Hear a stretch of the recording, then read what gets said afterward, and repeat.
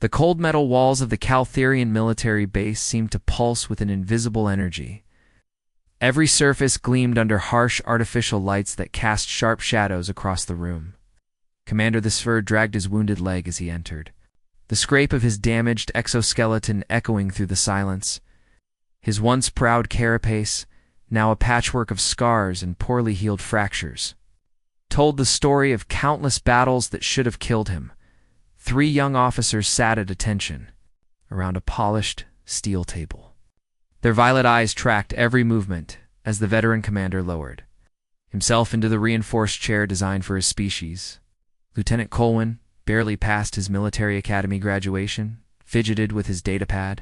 Captain Zethmil maintained perfect posture despite the nervous twitching of his antennae. Major Yextar, the eldest of the 3, leaned back with arms crossed, skepticism written across his angular features. General Mordock stood at the head of the table, his forearms moving with practiced efficiency as he activated multiple recording devices. Holographic displays flickered to life, showing star charts and battle formations. The red recording light blinked steadily, its glow reflecting off the polished surfaces of military medals and combat ribbons that decorated the walls. "This session is classified at the highest levels," Mordock announced, his voice carrying the authority of 40 years of military service. "What we discuss here will never leave this room. The survival of our species may depend on understanding what Commander Dexver witnessed during the human wars." The temperature in the room seemed to drop several degrees. Colwyn shifted uncomfortably, his young face pale with anticipation. He had heard whispers in the academy about the human wars, fragments of stories that senior officers would never finish telling. Now he would finally learn the truth. "State your name and rank for the record," Mordock commanded. Settling into his chair with the weight of someone who had seen too much warfare, Dexver's response came slowly, each word measured and heavy with meaning. "Commander Dexver, of the 47th Assault Fleet, veteran of the human wars, survivor of 12 major engagements." He paused, running a clawed hand along a particularly deep scar that ran from his shoulder to his chest. "Former tactical advisor to the Coalition War Council, current instructor of xenobiological warfare at the military academy." The scars were impossible to ignore. Burns from plasma weapons created twisted patterns across his shell. Puncture wounds from projectile weapons had healed into deep craters. One of his forearms ended abruptly at the wrist, replaced by a crude mechanical prosthetic that clicked softly when he moved. Lieutenant Colwyn leaned forward eagerly, his youth showing in his unguarded enthusiasm. "Commander, our intelligence reports suggest humans are a relatively primitive species. Carbon-based life forms with simple bone structures and soft tissue. They lack natural armor, advanced sensory organs, or any significant physical advantages. How did they pose such a threat to the Coalition?" Question hung in the air like a challenge. Major Yextar nodded approvingly, clearly agreeing with the assessment. Captain Zethmel took notes on his datapad, preparing to record tactical information for future reference. Dex4's mandibles clicked in responsa, sound that made all 3 officers flinch involuntarily. The clicking continued for several seconds, creating a rhythm that somehow conveyed more menace than words ever could. When he finally spoke, his voice carried the weight of terrible knowledge. "That's exactly what we thought too, Lieutenant. Our xenobiologists had studied their anatomy extensively. Fragile skeletal systems, primitive cardiovascular circulation, no natural weapons or defensive capabilities, single-chambered brains with limited processing power." He leaned forward, his compound eyes focusing on each officer in turn. "We prepared for extermination operations, not warfare." The veteran commander stood slowly, his damaged leg forcing him to use the table for support. He walked to the wall display, activating a holographic star map with a gesture. Dozens of star systems appeared in 3-dimensional detail, many marked, with red symbols indicating battle sites. "Before we met Captain Hanzol and his death squad at Kepler Station," Thexver continued, his voice dropping to barely above a whisper, "before we learned that everything we thought we knew about warfare was wrong." He touched a control, and the star map zoomed in on a single system. Kepler Station appeared as a detailed model, its defensive positions and strategic importance clearly visible. But something in the way Vexfer looked at the display suggested that this tactical overview told only a fraction of the real story. They called him Iron Han among the human forces, not because of any armor or cybernetic enhancements, but because of something far more dangerous. This VHS compound eyes reflected the light from the holographic display, creating an almost hypnotic effect. So we discovered why during our first assault, when everything we thought we understood about combat, about survival, about the very nature of warfare itself, was torn apart by creatures who refused to follow the rules of engagement. The room fell silent except for the quiet hum of the recording equipment and the steady rhythm of the environmental systems. The three young officers waited, sensing that they were about to hear something that would change their understanding of the galaxy forever. The holographic display shifted to show Kepler's station in all its strategic glory. The massive space fortress hung in the void like a metal flower, its defensive platforms extending outward in perfect geometric patterns. His clawed hand trembled slightly as he manipulated the controls, zooming in on specific sections of the station. The Battle of Kepler Station was supposed to be a simple mop-up operation, Dexfer continued, his voice growing distant as memories flooded back. Our war computers had calculated a 97% probability of total victory within 6 hours. 3,000 coalition troops from 5 different species, armed with the most advanced weapons in the galaxy, against maybe 400 human defenders with primitive projectile weapons and chemical explosives. Lieutenant Colwyn leaned forward, studying the tactical display. Those numbers seem impossible to lose with, Commander. What went wrong with the initial assault? Dex's laugh was bitter and hollow. Everything went wrong because we were fighting the wrong war. We came prepared for a military engagement. They came prepared to die. He activated another section of the display, showing the station's interior corridors in three-dimensional detail.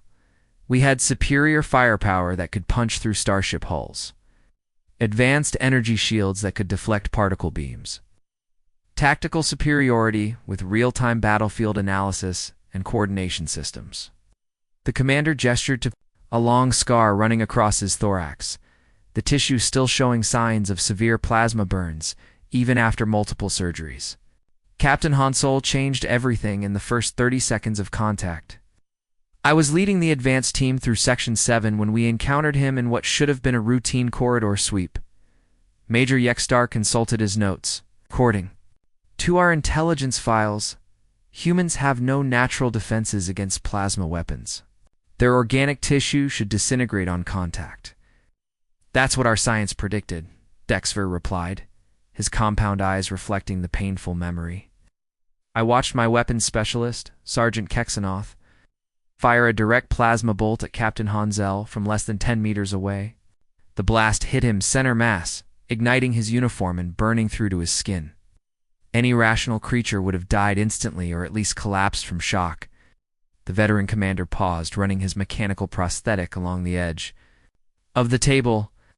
The metal fingers created a soft scraping sound that seemed to emphasize the tension in the room.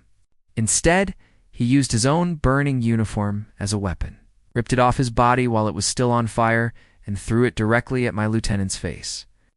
The flames blinded Kixmar completely, and before any of us could react, Captain Hansel had crossed the distance between them. Captain Zethmel stopped taking notes, his stylus frozen above his datapad. How is that tactically possible? Slack the physical strength to damage Caltharian bone structure. He crushed Kixmar's skull with his bare hands, Dexfer stated flatly. Grabbed my lieutenant's head and squeezed until the carapace cracked like an eggshell. Then he picked up Kixmar's plasma rifle and turned it on the rest of my squad, all while his torso was still smoking from the initial hit.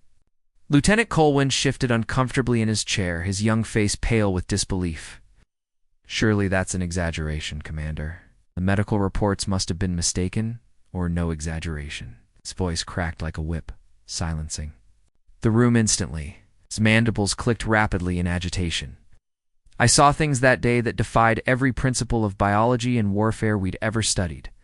Private Dehayan took a particle beam that completely severed his left arm at the shoulder. The limb fell to the floor, still twitching, while arterial fluid sprayed across the corridor walls. The holographic display shifted to show medical diagrams of human anatomy, highlighting the cardiovascular system in red lines. According to our xenobiological studies, a human should lose consciousness from blood loss within minutes of such an injury. Private Dahan continued fighting for another 47 minutes. General Mordock leaned forward with interest. How did he manage to maintain combat effectiveness? He applied a tourniquet to his shoulder, using his own belt, pulling it tight with his teeth, while continuing to fire his rifle one-handed. When he ran out of ammunition, he picked up a fallen coalition weapon that was designed for forearmed operation and somehow managed to use it effectively with just his right hand. Dexvor's voice carried a mixture of horror and grudging respect. He eliminated 6 more of my soldiers before we finally brought him down with concentrated fire. The commander activated another section of the display, showing the station's medical bay. Their Medic Soyoung was even worse in some ways. While our artillery bombardment was tearing the station apart with hull breaches and explosive decompression happening all around us, she continued treating wounded soldiers in the middle of active combat zones. Standard military doctrine requires medical personnel to seek shelter during bombardment, Major Yekstar observed. She never once sought cover, Dexver replied, his voice filled with haunted admiration. I watched her perform surgery on a wounded soldier while plasma bolts flew overhead and chunks of the station's superstructure crashed down around her.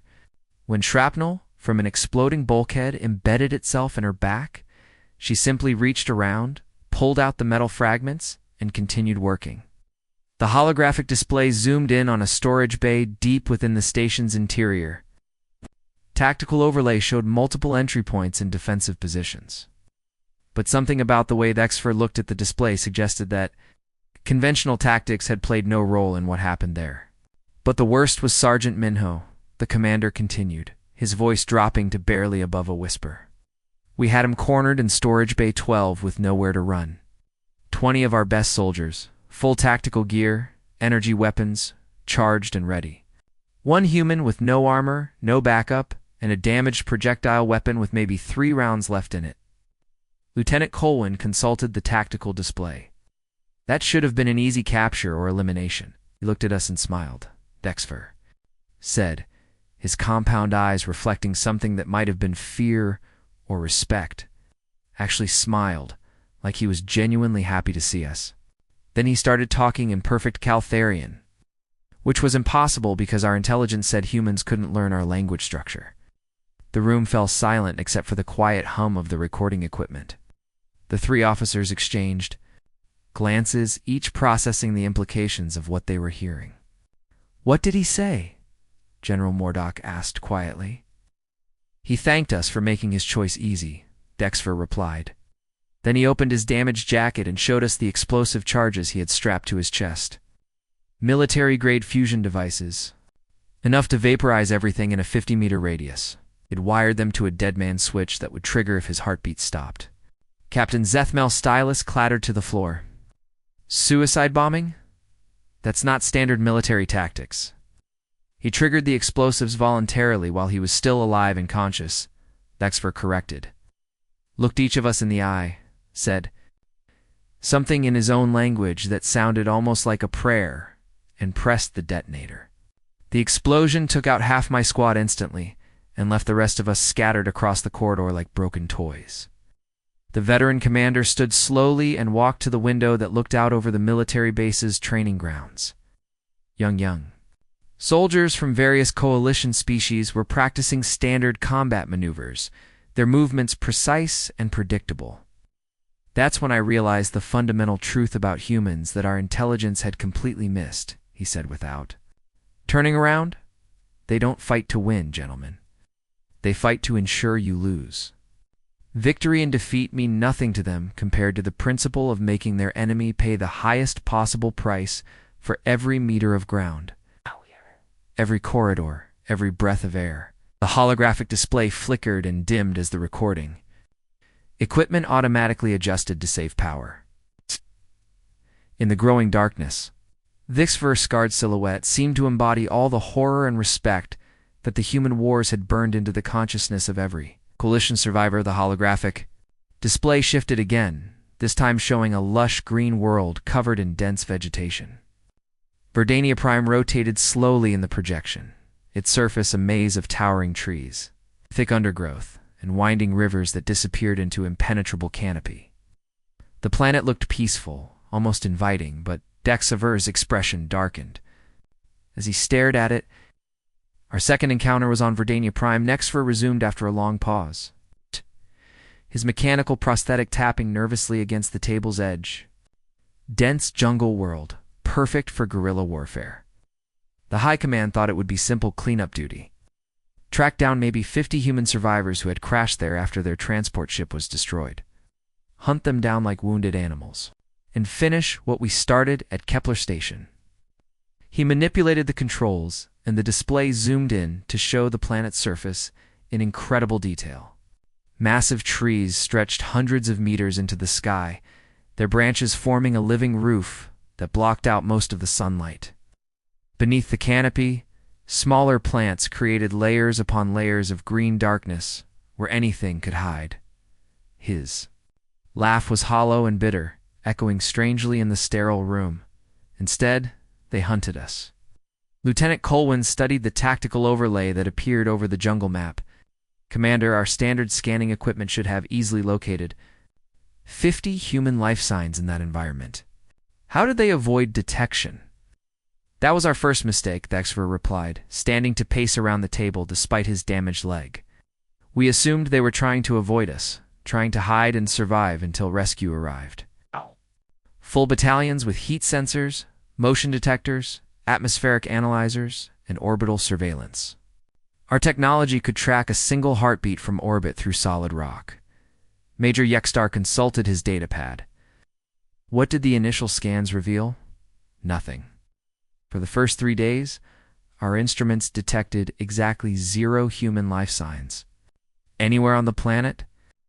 The Xer's compound eyes reflected the green glow from the holographic jungle. We thought perhaps they had all died from their injuries or couldn't survive in the alien environment. We were preparing to declare the mission complete when the first patrol went missing. The display shifted to show a small clearing in the dense forest where coalition forces had established a temporary forward base. Multiple species worked together, setting up defensive positions, communication arrays, and supply depots. Everything looked professional and well organized. Lieutenant Jameen led their forces, the expert continued, his voice taking on a tone of grudging respect mixed with fear. Barely 23 years old by human standards, just a junior officer who should have been overwhelmed by the situation. Instead, he turned that entire jungle into our nightmare. Captain Zethmil looked up from his notes. How does one young human organize effective resistance against 2 full battalions? By understanding something about warfare that we had never considered, the commander replied, activating a tactical timeline that showed troop movements over several weeks. They didn't try to fight us directly. They didn't attempt to hold territory or establish defensive positions. Instead, they would track our patrols for days, never attacking, just following.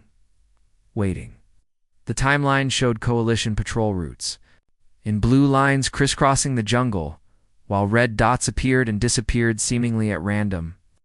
But after a few moments, a pattern emerged. The red dots always appeared near the blue lines, shadowing every movement. General Mordock leaned forward with interest. Waiting for what? For us to sleep? For us to let our guard down for even a moment. This verse clause scraped against the metal table, creating a sound like nails on a chalkboard. For us to become comfortable with routine, to start thinking we were safe. Veteran Commander walked to another control panel and activated a series of recorded transmissions. Static-filled voices in various coalition languages filled the room, reporting missing soldiers, failed check-ins, and unexplained equipment failures. Private Eugen specialized in silent kills, Dexter said, his voice dropping to barely above a whisper. She was small even by human standards, maybe 60 kilograms of body weight. Our soldiers averaged 4 times that mass and had natural armor plating. But she could slip into our camps and take soldiers without anyone noticing until morning patrol count. Lieutenant Colwyn shifted uncomfortably. How is that possible? Our sleeping pods have proximity alarms and biometric locks. She learned to disable our technology by watching us use it. Vexa replied, showing security footage of Coalition soldiers setting up camp. Humans have this ability to observe and adapt that we completely underestimated. Yujin would spend hours studying our procedures from the jungle canopy, learning our security protocols and shift rotations. The footage shifted to thermal imaging that showed heat signatures moving through the camp at night. One small signature weaved between much larger ones with impossible precision, never triggering any alarms or defensive systems. We'd find empty sleeping pods in the morning, still warm from body heat, but the occupant would be gone without a trace. No signs of struggle, no blood, no indication of how they had been removed. Just empty pods and growing fear among the surviving troops. Major Yekstar consulted his tactical manual. Standard procedure would be to increase security rotations and implement buddy system protocols. We tried everything, Nexver replied, manipulating the display to show increasingly complex security arrangements. Doubled the guard shifts, installed motion sensors in every sleeping area, required soldiers to sleep in pairs. Nothing worked. Yujin adapted to every countermeasure faster than we could implement them. The holographic display shifted to show carved symbols on tree trunks throughout the jungle. The markings were clearly artificial but looked almost like natural growth patterns in the bark. But Captain Hyanwu was the worst, the commander continued, his voice filled with a mixture of fear and admiration. He learned our language in 3 weeks, not just basic words or phrases, but complex grammatical structures, cultural references, even our military codes and protocols. The symbols on the trees resolved into readable Caltharian text, though the words themselves sent chills through the room. The messages were taunting, personal, designed to create psychological terror rather than convey information. He started, leaving messages for us, carved into tree trunks, along our patrol routes. Dexver explained, pointing to specific examples, written in perfect Caltharian, using formal military language structure. Your soldiers taste fear when the darkness comes, he would write. They whisper your names before they die, calling for mothers who will never answer.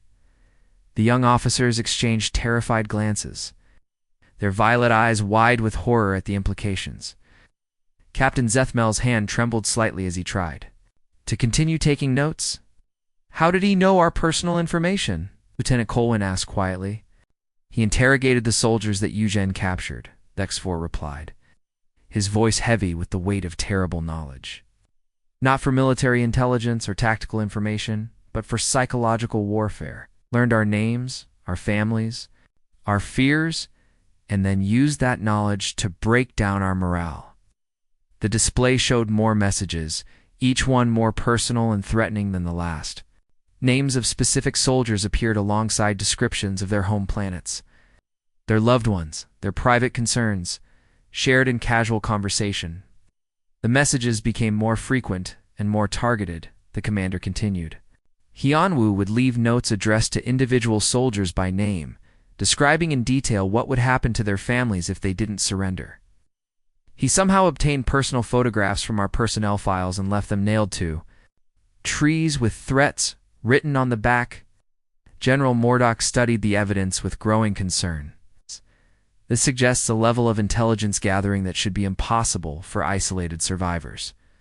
That's when we realized they weren't isolated, Dexver said, activating a communication intercept display.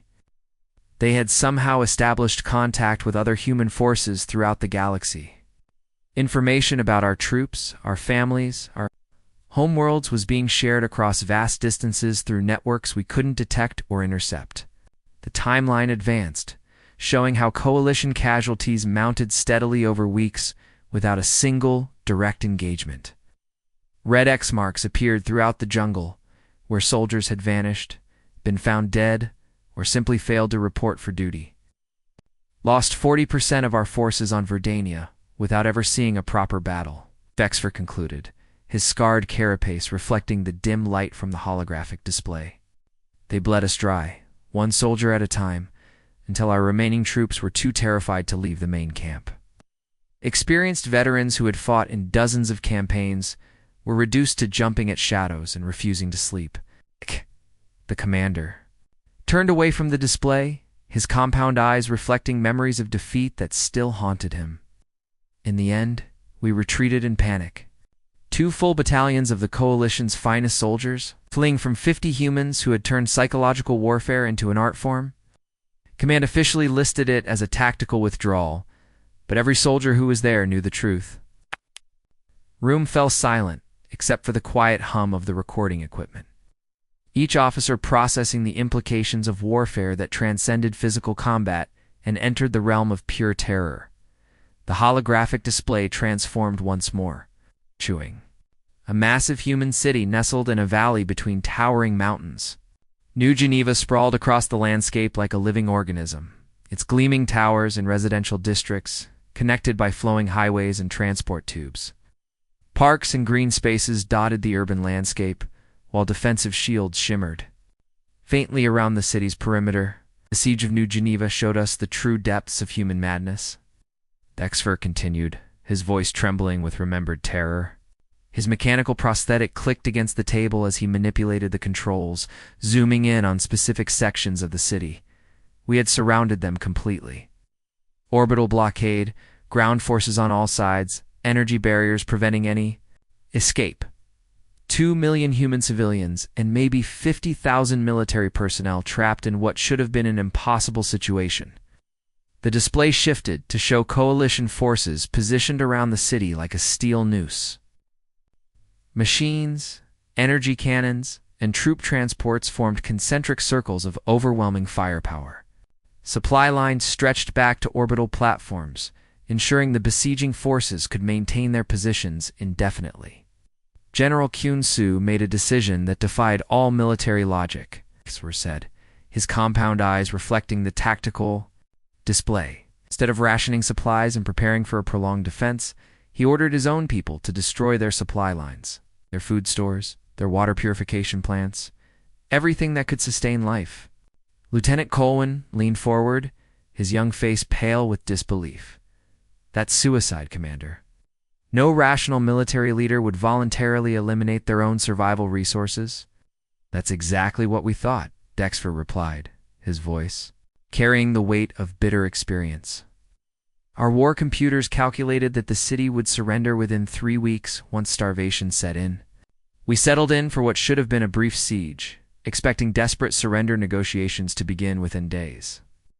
The display showed a timeline extending across months rather than weeks, with markers indicating major events throughout the siege. Each marker represented another failed Coalition assault, another impossible human adaptation to circumstances that should have been fatal. Instead, they lasted 8 months, the commander continued, his eyes seeming to stare through the walls as memories flooded back. 8 months of watching humans do things that violated every principle of biology and survival. Instinct we thought we understood. Major Yexstar consulted his datapad, cross-referencing the timeline with standard siege warfare protocols. How did they maintain nutritional requirements for 2 million civilians without functional supply chains? Colonel Yoonji organized the civilian population in ways that defied rational explanation. Vexfer replied, activating footage from surveillance drones that had penetrated the city's defenses. She turned every park into a food production facility, teaching office workers to cultivate edible plants in the rubble of destroyed buildings. When those resources ran out, she organized systematic harvesting of tree bark, leather goods, even paper products. The footage showed humans of all ages working together in makeshift gardens built from wreckage and debris. Children who should have been in schools were learning to identify edible insects and process plant matter into nutritional paste. Elderly Civilians who should have been evacuated were instead teaching survival techniques passed down from their ancestors. They boiled leather boots and belts to extract nutrients. The X4 continued, his voice filled with a mixture of horror and admiration. Processed tree bark into flour for bread that had the consistency of cardboard, but somehow kept them alive. Colonel Yoonji had them eating things that our xenobiological analysis said should have been toxic to human digestive systems. Captain. Zethmel stopped taking notes entirely, his stylus frozen above his datapad. The psychological stress alone should have caused complete social breakdown within the first month. That's what our behavioral analysts predicted, the commander agreed, showing psychological profile charts that had been completely invalidated by human behavior. Instead, they became more organized, more determined, more dangerous as the siege continued. The display shifted to show children's playgrounds and recreational areas throughout the city. What had once been places of joy and innocence were now transformed into something far more sinister. Swing sets had been converted into catapult mechanisms. Sandboxes concealed explosive devices, and climbing structures served as camouflaged sniper nests. Major Donghaeon turned every children's playground into a weapon, Spexfer said, pointing to specific examples on the display. Playground equipment that looked innocent from aerial reconnaissance was actually sophisticated defensive positions. Our troops would advance through what appeared to be safe civilian areas, only to discover that the jungle gyms were filled with explosives and the slides were actually concealed weapon emplacements. The tactical overlay showed coalition casualty, reports mounting steadily as forces encountered these unexpected defenses. Each playground assault had resulted in devastating losses that traditional military doctrine couldn't explain or counter. But it was Sergeant Byoyoung who haunted our dreams. "Guz," the commander continued, his voice dropping to barely above a whisper. She specialized in night raids that violated every principle of stealth warfare we had ever studied. Our perimeter sensors could detect movement from kilometers away. Our guard rotations were randomized and encrypted. Our camps were illuminated with floodlights that could be seen from orbit.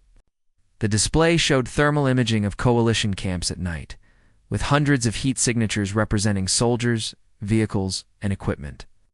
Everything appeared secure and well defended, with overlapping fields of fire and multiple backup systems. She would appear in our camps like a ghost, Dexfer said, manipulating the display to show a single small heat signature moving through the defensive perimeter with impossible precision, not avoiding our sensors, but somehow convincing them that she belonged there. Our security systems would register her presence but classify her as authorized personnel. Lieutenant Colwyn studied the thermal imaging with growing confusion. How is that technologically possible? Our identification systems use genetic markers and biometric scanning. She had somehow acquired genetic samples from our own troops. Dexfer replied, his mandibles clicking with agitation. Blood, tissue fragments, anything that could fool our scanners into thinking she was one of us. We'd wake to find sentries dead at their posts, their weapons missing, their identification cards gone. The display showed message boards throughout. Coalition camps, each one displaying the same haunting words carved into various surfaces.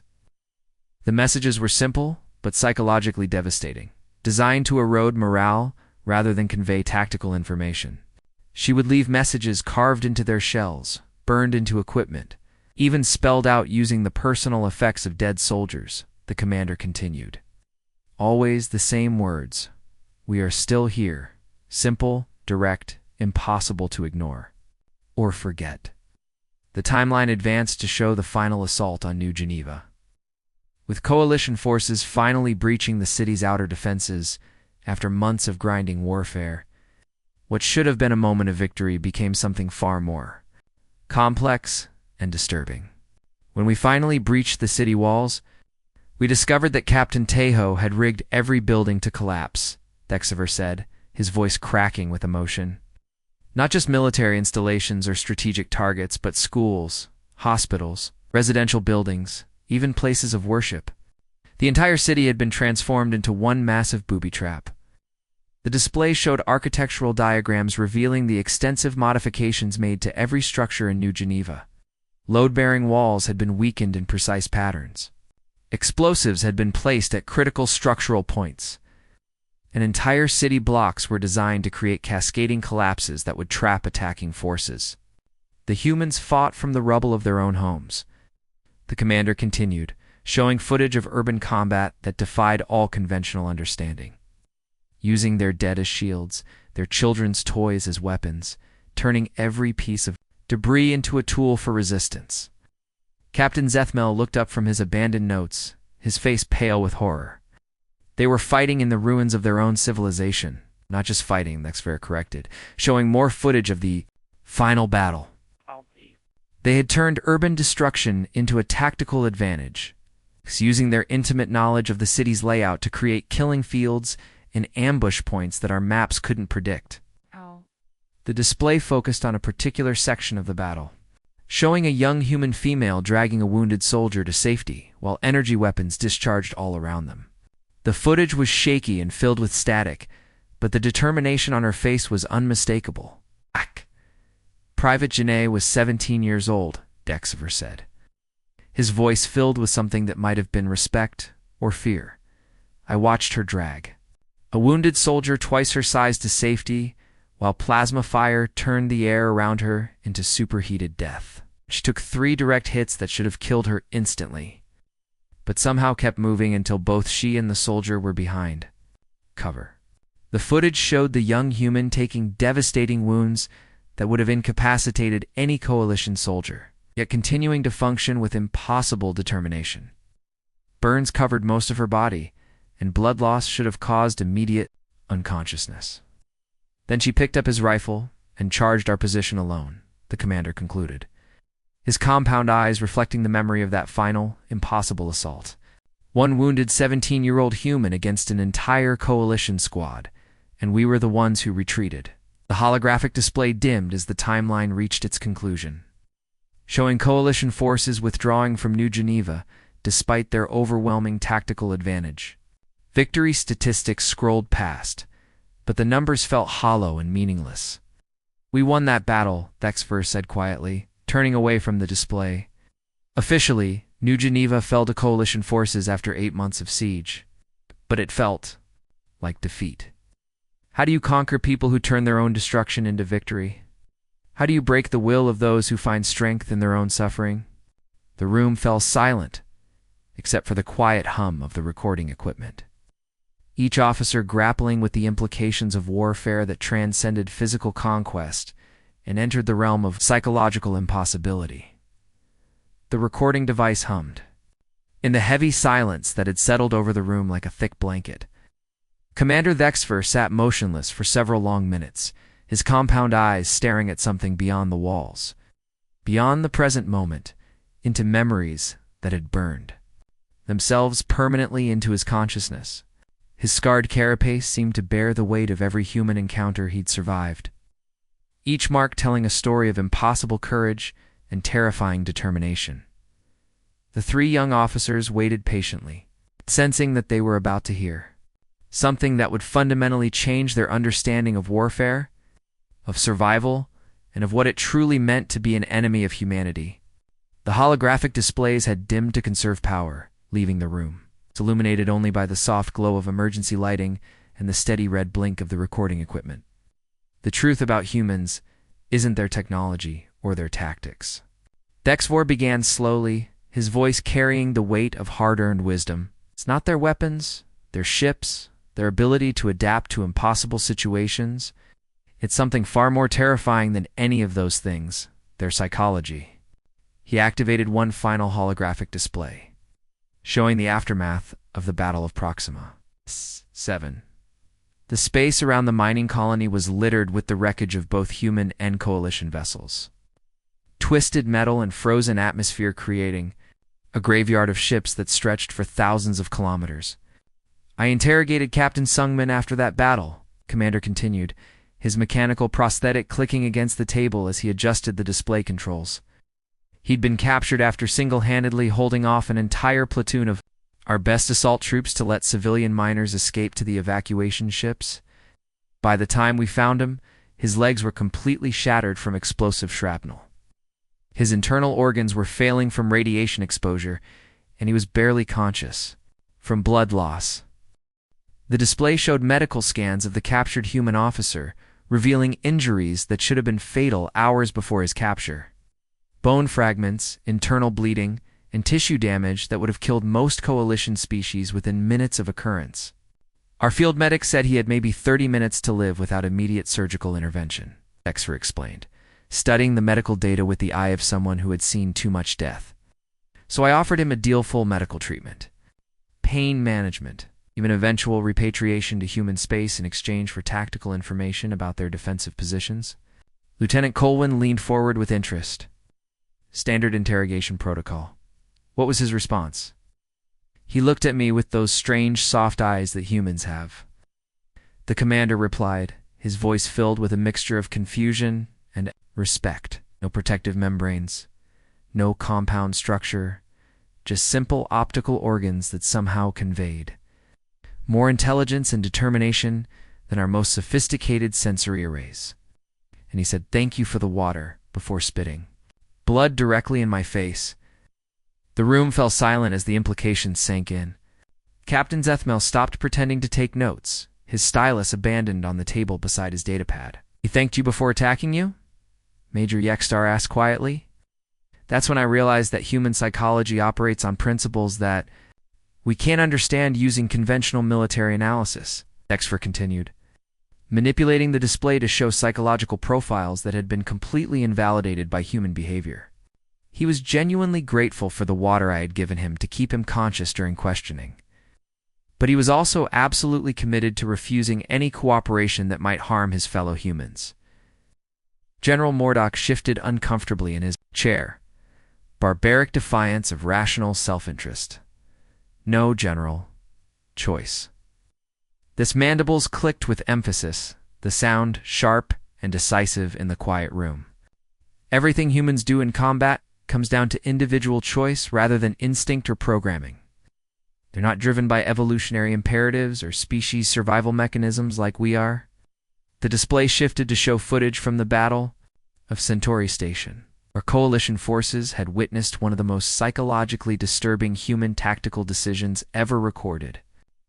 Lieutenant Hyojin sacrificed her entire battalion to save a single human child. The commander said, pointing to specific tactical movements on the battlefield display, not because command ordered it, not because military doctrine required it, but because she personally chose to value one innocent life over strategic advantage. The footage showed a human officer redirecting her forces away from a crucial defensive position to protect a single civilian who had become separated from the evacuation groups.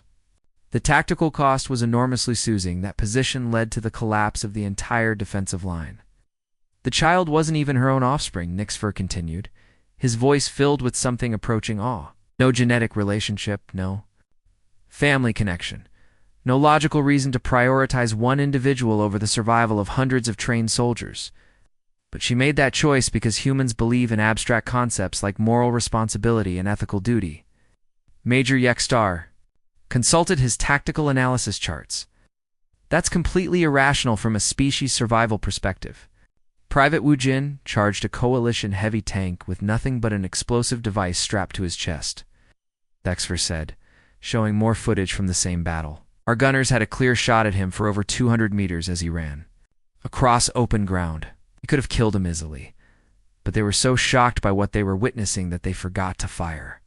The footage showed a young human soldier running directly at a massive war machine that outweighed him by several thousand tons. His face was clearly visible in the high-resolution combat recording, and instead of fear or desperation, he was actually smiling.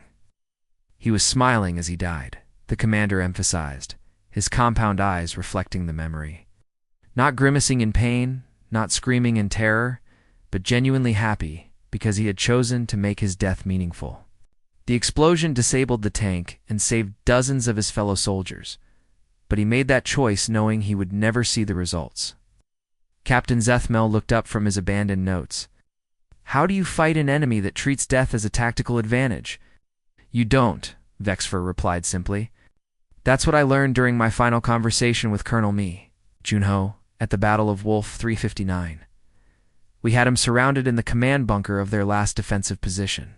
His forces were completely cut off. No possibility of escape or reinforcement, ammunition running low, casualties mounting by the hour. The display showed the tactical situation in devastating detail. Human forces were outnumbered 50-1, surrounded by coalition troops, with no hope of survival or victory by any conventional measure. I offered him honorable surrender, the commander continued, full prisoner of war treatment, medical care for his wounded, even the possibility of negotiated peace terms. His response changed everything I thought I understood about warfare. The recording equipment seemed to hum louder in the silence, as Dexfer paused to gather his thoughts. When he spoke again, His voice carried the weight of a revelation that had haunted him for years.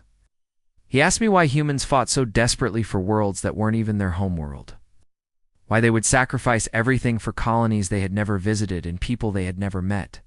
The commander's voice grew quiet, almost reverent. Colonel Junho looked me directly in the eyes and said, "Because someone has to. Because if we don't stand here, who will stand there?" The three officers exchanged glances, each struggling to process the implications of that simple statement. The logic was both completely irrational and utterly compelling.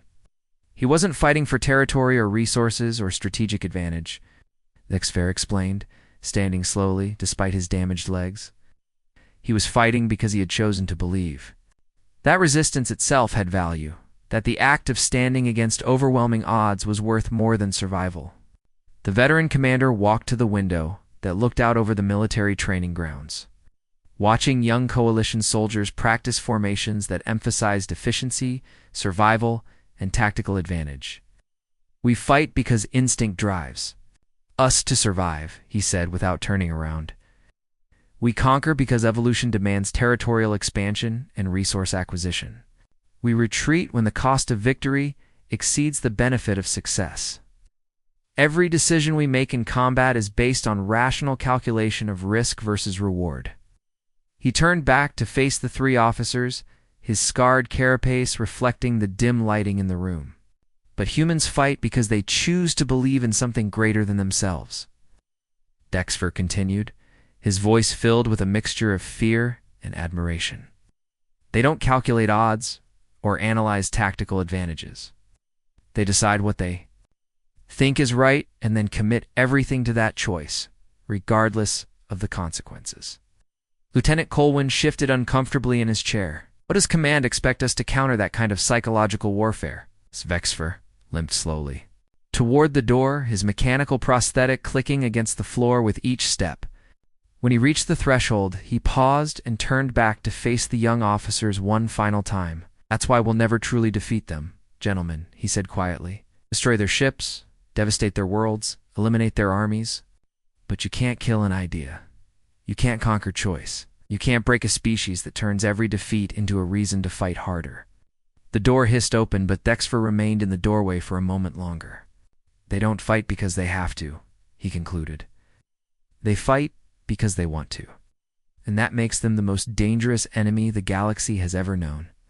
The three officers sat in stunned silence as the door sealed behind the scarred veteran, each contemplating an enemy that defied every principle of warfare they'd been taught. The recording equipment continued to capture their shocked expressions and whispered conversations as they tried to process what they had learned. In their reports that night, each would write the same conclusion.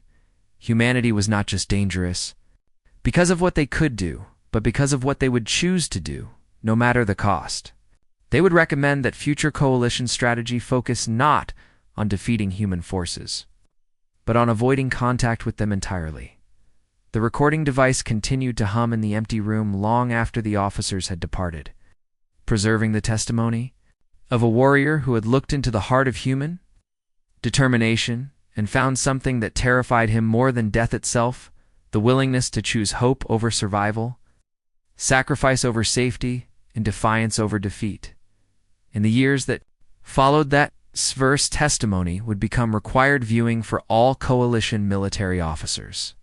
A sobering reminder that some enemies could not be conquered through superior firepower or tactical brilliance, but only through understanding the power of individual choice and the strength that comes from believing in something worth dying for. The end.